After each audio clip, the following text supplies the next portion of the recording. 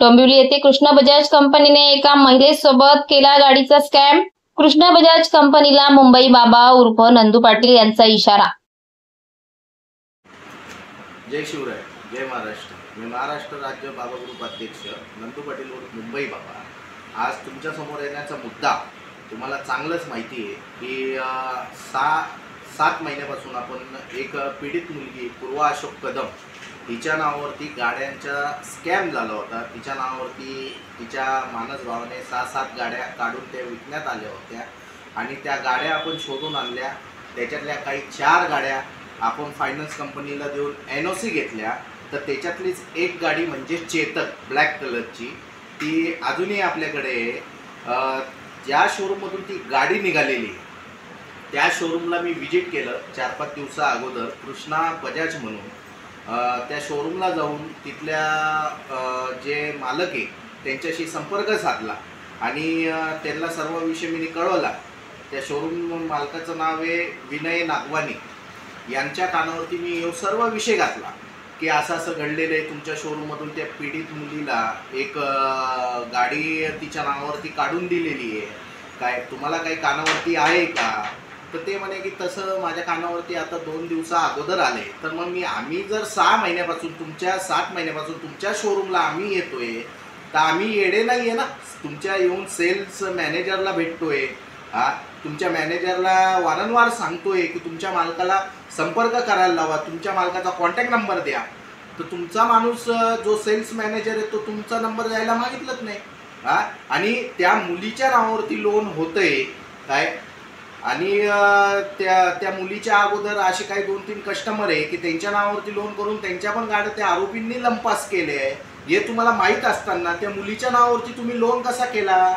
2 वेळा loan fail गेलेला आहे।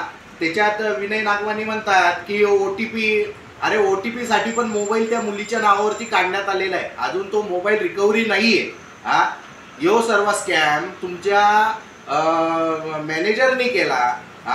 आणि प्लस मी त्याला विचारलं असतं तुम्हाला एवढ्या कशा गोष्टी माहिती? त्याच्यात तुमचा मॅनेजर मला या दुसऱ्याच्या गाड्या सांगतो, हे बघा हे आमचे कस्टमर आहे काय, यांच्या एवढ्या गाड्या आहे, ऐका कृष्णा बजाज शोरूमवाले कान खोलून ऐका, एवढ्या गाड्या आहे। हे पेपर RC बुक हे कोण देतं आम्हाला? तुमचा सेल्स मॅनेजर देतं विनय नागवानी। हे नीट बघा, काय तुमच्या माहितीसाठी सांगतो, इथं कोणाच्या तरी लाईफचा प्रश्न आहे, जीवनाचा प्रश्न आहे, एक 22 वर्षीय मुलीचा प्रश्न आहे, तिच्या आयुष्याचा करिअरचा प्रश्न आहे। तुमचा आज एवढं मोठं शोरूम आहे, त्या दिवशी तुम्ही मला मोठ्या मोठ्या गोष्टी सांगितल्या की नाही सर आपण तिला कॉपरेट करू, सर्व गोष्टींना आपण सामोरे जाऊ, आणि आज तुम्ही त्या मुलीला न्याय देत नाहीये। मग हे कुठंतरी चुकीचा विषय। तुम्ही सांगितलं तुम्हाला NOC पाहिजे का? तुमची गाडी घ्या, जो काही डिस्बर्स अमाऊंट तुम्हाला आलेली ती बँकेला रिटर्न करा, तुमची गाडी विका, नाही तर तिकडं तुम्ही सडवा, काही घेणं देणं नाही। पेमेंट तुम्हाला आलाय तुम्ही ती रिटर्न करा। काय त्या मुलीच्या नावावरती खोट्या अनुसंख्याने नाही का तिला बळून बुचलून त्या गाड्या काढण्यात आल्या। असे बरेचसे कस्टमर आहे माझ्याकडे। तुमच्या शोरूम मधल्या 4-5 गाड्या आहे, तुम्ही काय करायला पाहिजे? तुम्हाला मी येऊन भेटतोय, तुम्हाला सांगतोय, तुम्हाला या सर्व गोष्टी मजा वाटतंय? तुम्हाला जे बजाज म्हणजे बजाज फायनान्सचे जे लीगल डिपार्टमेंट ऑफिसर आहे तुम्हाला ते कॉल करतात मला कॉन्फरन्सला घेऊन की सर ते बोलले की नाही आम्ही NOC देत नाही म्हणून। असं मी तुम्हाला कॉल केला, तुम्ही कॉन्फरन्सला काय बोलले? ठीक आहे सर मी करून देतो, मी असं बोललोच नाही। तुम्ही त्या लीगल डिपार्टमेंटवाल्यासमोर डायरेक्ट बोलताय। अहो जनाची नाही मनाची लाज बाळगा। काय यो महाराष्ट्र आहे, यो छत्रपती शिवाजी महाराजांचा महाराष्ट्र आहे। ही लूटमार तुम्ही करताय, कुठं करताय? आणि कोणासोबत करताय? अवघ्या 21-22 वर्षाच्या मुलीसोबत।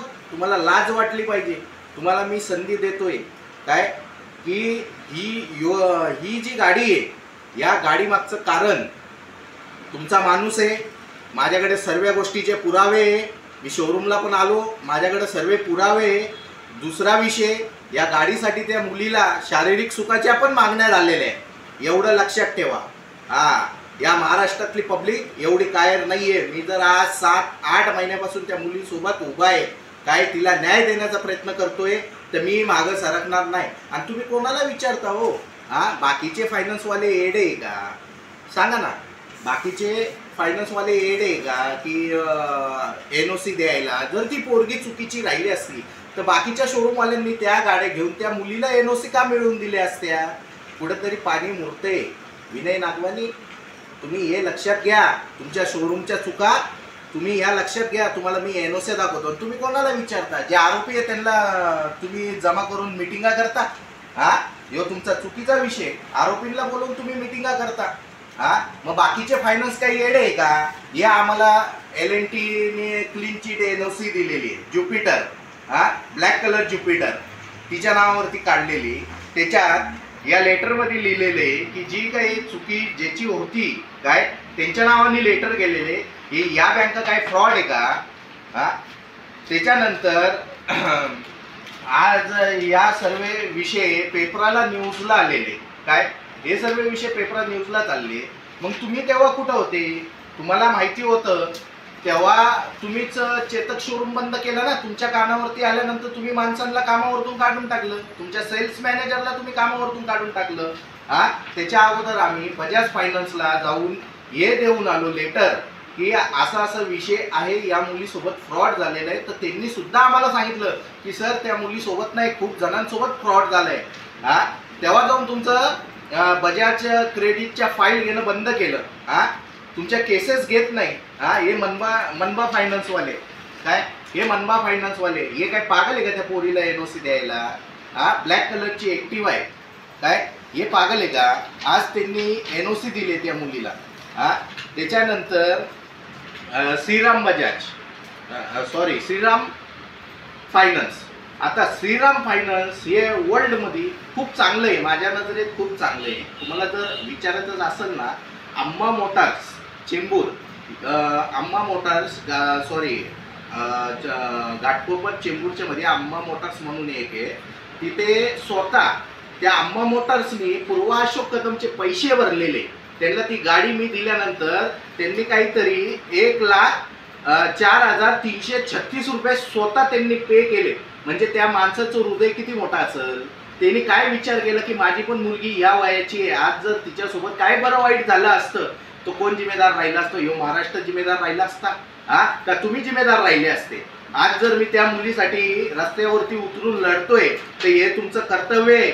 विनय नागवानी, काय मला खोट्या लोकांचा खूप राग आहे आणि आतापर्यंत मी कायद्याने चाललोय म्हणून मी सर्व गोष्टी फेस करतोय. मला कायदा मोडायला लावू नका.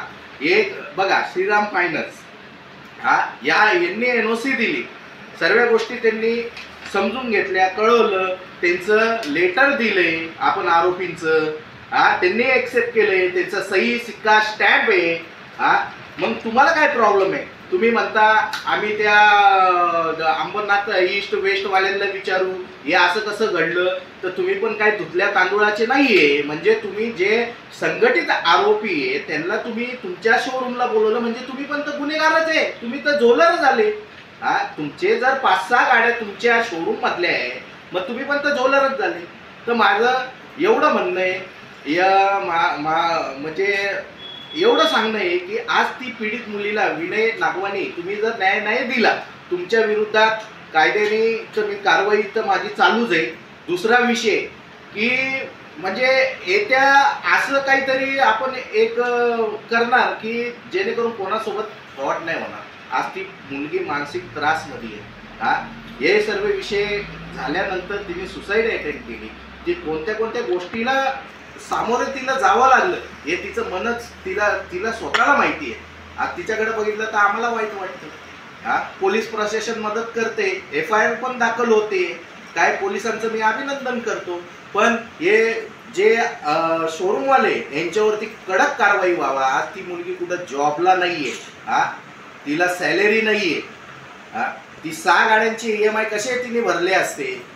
हा, आणि तुम्हाला जर तुमचे जे बजाज क्रेडिटवाले त्यांनी तुम्हाला बेंड केले तर मग याच्यावरून कळतात की त्यांच्याकडे तुमचे केसेस किती असतील. हा, म्हणून मी तुम्हाला सांगतोय की तुमच्या विरोधात मला जायला लावू नका आणि मी तुमच्यावरती मग कायदेशीर कारवाई केल्याशिवाय मी पण शांत राहणार नाही. आणि दुसरा विषय की माझ्या या तमाम डोंबिवली अंबरनाथ, उल्हासनगर या आजूबाजूचे जेवढे गावं असतील त्यांना कळकळीची विनंती आहे की दादानो, आपण गाडी घेताना एक चांगल्या आणि व्यवस्थित शोरूम मधून गाडी घ्या की जिथे तुमच्या सोबत व तुमच्या डॉक्युमेंट सोबत फ्रॉड होणार नाही, ही तुम्ही काळजी घ्या. आत्ताच्या कंडिशनला माझ्याकडे ज्या केसेस आहे त्या खूप म्हणजे खूप भयंकर आहे. हे आता कुठेतरी मी कायद्याने मार्गाने चाललोय आणि नक्कीच याच्यातून पूर्व अशोक कदमला न्याय मी मिळवून देणार. काय छत्रपती महाराज आहे सोबत, पण बाकी ही जनता पण आहे की आतापर्यंत 4 गाड्या मी बँकेला देऊन NOC घेतल्या, तर हे जनतेच्या प्रेमामुळे मी घेतलेल्या आहे. आणि हो विनय नागवानी, तुम्हाला मी एकच सांगतो, तुम्हाला जर त्या म्हणजे विचारायचं आहे ना यो फ्रॉड कसा झाला, काय झाला, ती पूर्व कदम आमच्या शोरूमला आली, तर एक लक्षात ठेवा, हे जे स्कॅमर आहे ना, हे प्रत्येक गाड्यांसोबत फोटो काढता आणि मग लोन पास करून मग त्या गाड्या लंपास करता. आलं का लक्षात? हे या सर्व गोष्टी तुमचा शोरूम मधला जो मॅनेजर आहे, काय जो शोरूम मध्ये मॅनेजर होता, तुम्ही मला जसं सांगितलं ना, मी तुमच्या जवळ आलो की आम्ही त्याला हाकललं, आता तो आमच्या शोरूम मध्ये नाहीये, मैंने उसको निकाल दिया. तर एक लक्षात ठेव, तू पण काय शाना नाही का, स्वतःला शाना नको समजू. जे घडलेलं आहे ते एक्सेप्ट कर. नाही तर तुझ्या विरोधात आहे ना, मी मानपाडा पोलीस चौकीच्या बाहेर मी उपोषणाला बसणार, एवढं लक्षात ठेव. आणि तुझं जे शोरूम आहे त्याचं तर पहिले लायसन रद्द करायला लावणार. दुसऱ्याच्या तू मला कंप्लेंटी सांगतो. तुझ्या घरात आई बहीण नाही का? तू न्याय नाही देऊ शकत का रे त्या मुलीला?